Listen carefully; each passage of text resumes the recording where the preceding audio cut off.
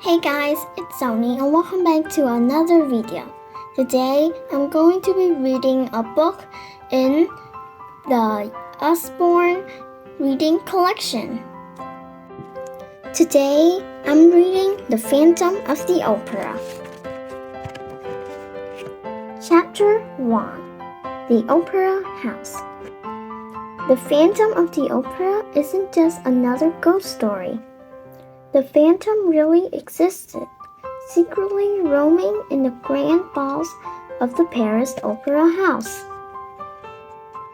And the air of the Opera House was humming with excitement. It was the first night under new management.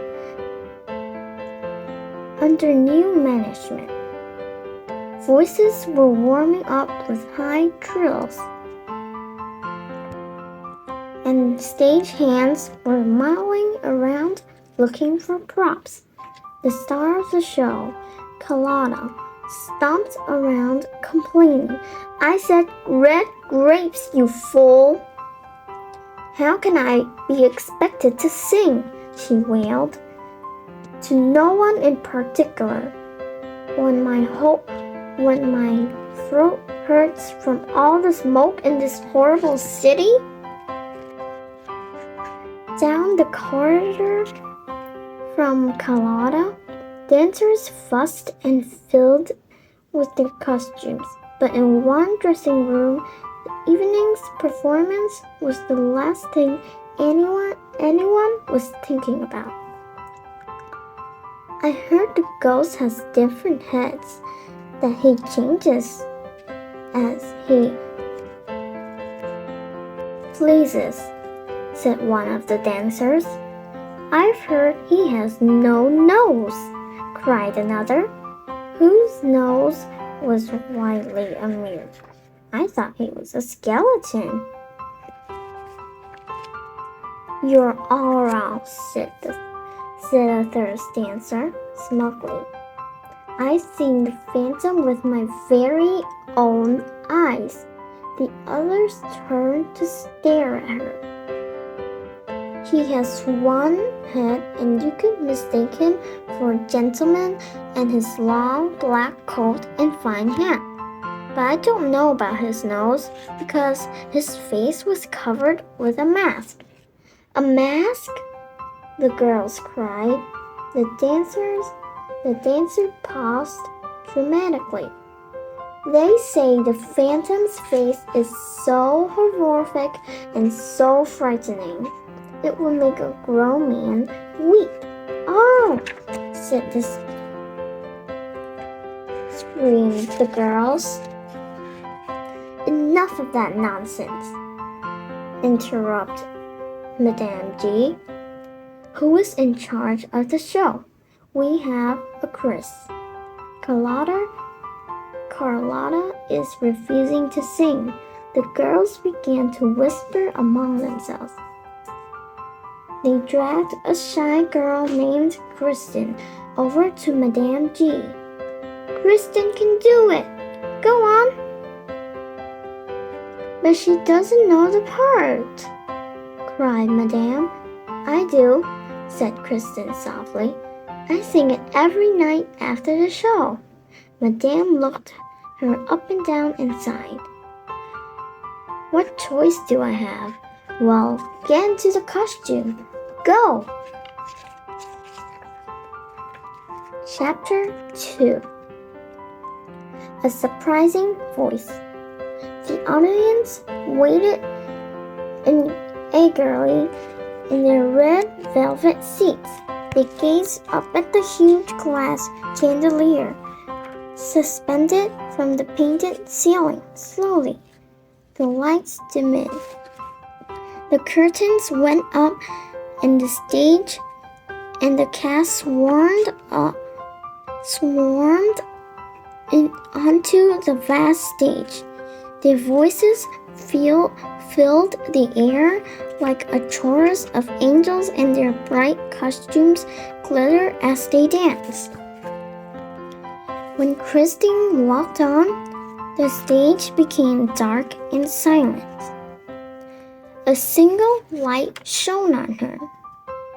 She opened her mouth and sang from her heart. It was the sweetest, most beautiful sound. When she finished, there was a silence for a moment before loud applause erupted. The noise rang dizzily in Christine's ears, and she fainted. The audience watched in silence as Kristen's limp body was picked up and carried off stage. She was placed in a chair in her dressing room. Madame G thrust smelling salts under her nose, and she blinked open her eyes. "My dear, you are magnificent," said Madame G, fanning her with a handkerchief. "And you have a visitor. He's a count," she whispered excitedly before rushing out. A handsome young man came into the room. "Miss," he said, tipping his hat. "Count, do you excuse me?" Kristen said, trying to stand up. "No, please rest," said the Count. "You had quite turn." "I just came to say," he went on, "I'm a huge fan of the opera and I thought you were wonderful. You should sing every night." Kristen blushed. "I was just standing in for Carlotta. You're a million times better than her," she declared. "Anyway, I better go. Good night." The Count shut the door behind him and leaned against it for a moment. He could hear a deep male voice coming from a room. "But there was no one else in there," he mumbled. He had his ear to the door when a couple of dancers came by, so he quickly walked away. Chapter 3. The Phantom Demands. "What is the meaning of this?" The new manager of the opera house waved a piece of paper at Madame G. "It's the Phantom," she said nervously. "I tell the girls he isn't real, but the truth is, I've worked here for 20 years and I have always given in to him." She shuddered. "If we don't, he'll make big trouble. Oh, and I forgot to read what is on the piece of paper, so let's read it. Demand of the sum of 20,000 francs per month. PJ. Carlotta sings like a toad. I want to hear Kristen sing every night or else... P. Phantom? You mean a ghost? said the manager. Huh. If some crook who skulls around my opera house thinks he can swindle money out of me, he's got another thing coming. Suddenly, the door swung open and a stage hand burst in. It's Pico. He's been taken. Pico was the manager's beloved pet dog. My little Pico. Pico, what? How? Spluttered the manager. I heard Pico barking and saw a man in a cloak in the shadows. Madame G shivered. It's the Phantom. Mark my words. Manager, pay up quickly or something dreadful will happen. 4. The last chapter I'll be reading today. Angel of the Music. Angel of Music. The Count was hovering by Kristen's dressing room. He had heard about the Phantom and was worried about her. especially after hearing the strange voice in her room the week before. Count! Christine almost walked into him as she came out. She looked around nervously and blocked his view into her room. "Can I help you?" she asked with a bright smile. "I just wanted to make sure you were all right after fainting last week." He paused as he heard the same deep voice coming from her room. "Who's that?" "Oh, no one," Kristen thrilled. "I'm fine, thank you, but I must dash." And she shut the door in his face. The cat was more puzzled than ever, so he hid behind some costumes and decided to wait. After a few minutes, Kristen came out dressed in a hooded cloak. She rushed down the corridor and out of the opera house. The Count followed her along dark, lamplit streets until they reached a small, gloomy graveyard. The moonlight cast creepy shadows on the ancient stone graves. The Count watched as Kristen knelt by a grave. The church bells began to chime midnight. Sad violin music floated on the air. Kristen swayed and sang along to the music as if in a trance. The Count was captivated until he felt a hand on his shoulder that chilled him into the bone. He looked into a pair of blood-red eyes and let out a scream. "Ah, the eyes! So red!" the Count spluttered. As he spoke, the figure vanished.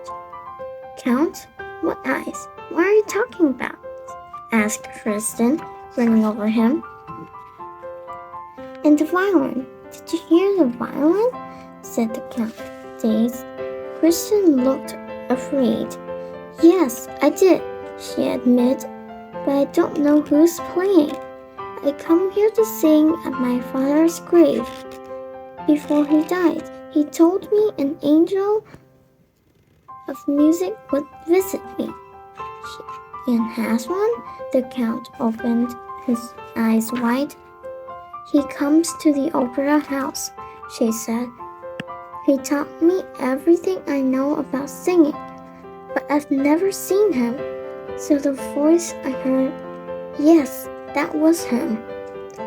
"He says I'll be the most famous singer in Paris. Will you keep it a secret?" The Count looked serious. "If you want me to," he said. "Now let me walk you back. It's late." That was the end of chapter 4. So, 5. An unforgettable performance. The next morning was bright and sunny. Carlotta was lying in bed, eating her chocolate truffles, when her maid came in with a letter. "What's this?" Carlotta demanded, her mouth full of chocolate. "If you appear on stage tonight, you must be prepared for a misfortune worse than death. P." It's a threat. Someone is telling me not to sing? How dare they? Get my things. I'm going straight to the manager. Carlotta. In less than an hour, Carlotta was in the manager's office. "Monsieur," she screamed as she slapped down the letter. He read it quickly and went pale. "It's the Phantom," he muttered. "Phantom?" Carlotta's ears pricked up. I'm not afraid of a ghost. I will sing tonight.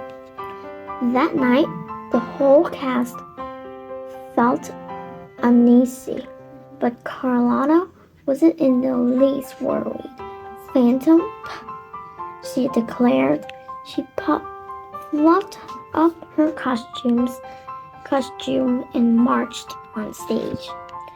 Carlotta lifted up her arms and opened her mouth wide, but all that came out was a loud, harsh croak. The audience gasped. Carlotta continued to croak like a toad, and the audience began to laugh. The manager, who was looking on disbelief, heard a chilling voice in his ears. Carlotta sings tonight to bring the house down. I beg your pardon? The manager spun around, but the figure behind him had gone.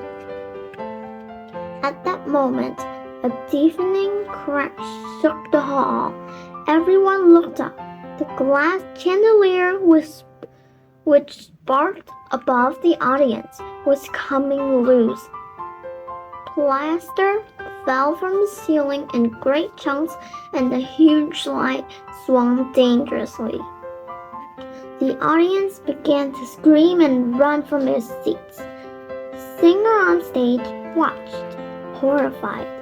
With an almighty crash, the chandelier fell, narrowly missing Carlotta. Then all of the lights went out, and a terrifying, ghoulish laugh echoed around the opera house.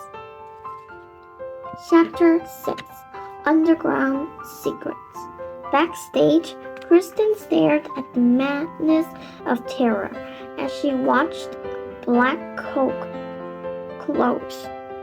whirled around her, and she was swept away. She tried to scream for help, but her cries were muffled beneath the cloak. Blindly, she stumbled down a flight of stairs and along a maze of twisted paths. The air around her became colder and damper as she struggled to get free. Finally, the captor released his grip. She opened her eyes and blinked. Underneath the opera house was another world. She saw a misty lake with stony tunnels leading off in different directions. Huge candles flickered and wax dripped down the dark, draped walls. Don't be afraid, Kristen, said a deep, melodic voice. You! Kristen gasped, spinning around. My angel of music. But he wasn't what she had imagined. She came face to face with a man in a mask. It was the Phantom of the Opera. She took a step back, afraid. Don't be scared, he said. I'm your friend. Please trust me. He took her shaking hand and led her onto a boat, which sat on the mysterious lake. The boat began to float away. Kristen couldn't help but be enchanted. It's incredible. I am the voice you hear, but no angel. He turned his masked face towards the shadow. You are. You've been so kind to me. She paused. Why do you hide down here? It's safe. No one can laugh at my face, Phantom said sadly. I'm too ugly. What do you mean? Kristen said. It can't be that bad. Will you show me? Kristen asked gently. No! Shouted the Phantom, suddenly angry. Of all the people I don't want to show you. But you're my friend. I wouldn't turn my back on you, she insisted. No, Kristen, he said firmly. They sailed on in silence. Did you make the Chandelier fall tonight? She asked. Enough of your questions, he roared so loudly Kristen trembled. I'd better take you back, he said more calmly. With a sweep of his cloak, the boat changed direction. Chapter 7. A Disappearing Act. The next day, the manager sat in his office with Madame G. We must get this phantom. Little Pico is gone. Carlotta left us. The opera house is falling apart. All is not lost. Don't forget, we have Kristen, said Madame G. The manager scratched his chin. You're right. There's something magical about her. Draw up a contract. Carlotta's part is hers. That afternoon, posters went up all around Paris advertising the new star of the show, Christine. Before the show, Christine nervously paced the dressing room. It was one thing to do a single performance at the last minute, but quite another to be the leading lady forever. What if they hate me? Kristen wondered. But Christine was a born star. By the end of the show, she felt as if she had played the part all her life. The show was almost over when the orchestra abruptly stopped playing. The chorus stopped singing and the dancers stopped dancing. The audience shifted uncomfortably in their seats. One of the audience said, "What's going on?"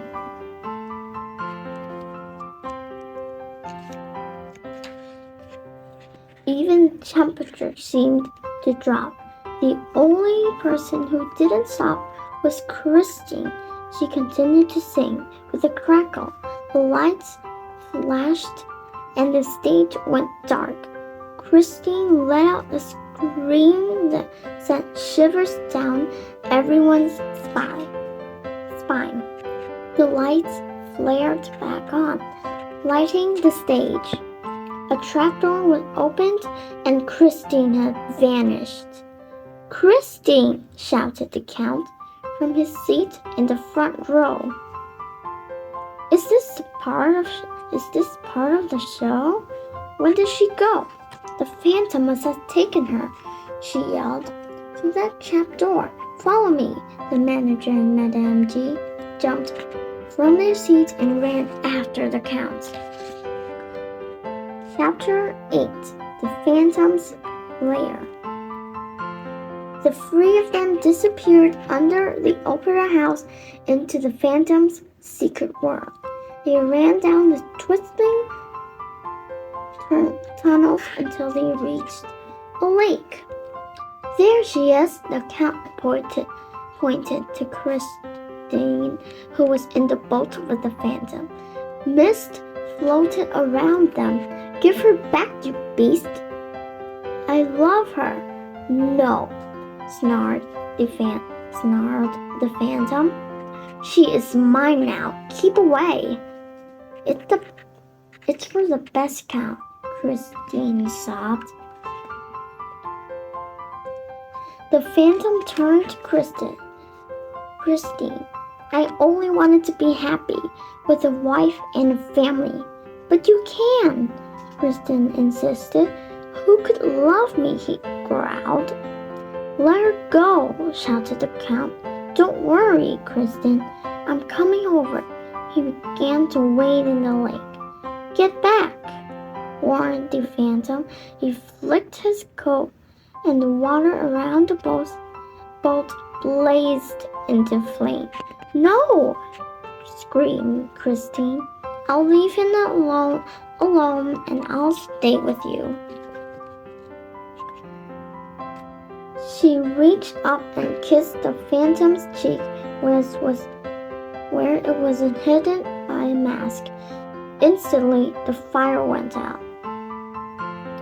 The phantom fell to his knees, crying. No one has ever kissed me, not even my own mother. You are the kindest person I have ever known. I told you I'm your friend, said Christy, but you frightened me. I'm so sorry, he sobbed.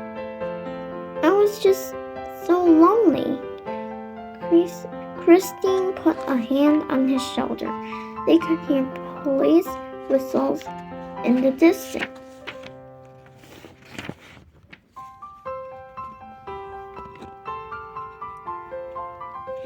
I must go, said the phantom said, but Christine began to pause and shocked.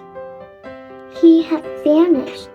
All that was left in the boat was the phantom's mask. The boat floated to the shore. Christine, cried the Count, helping her out. You're safe now. They watched as the empty boat floated into the mist. The manager, Madame G, and the police looked around in bewilderment. Where's he gone? Christine clutched the mask in her hands. Goodbye, my angel of music.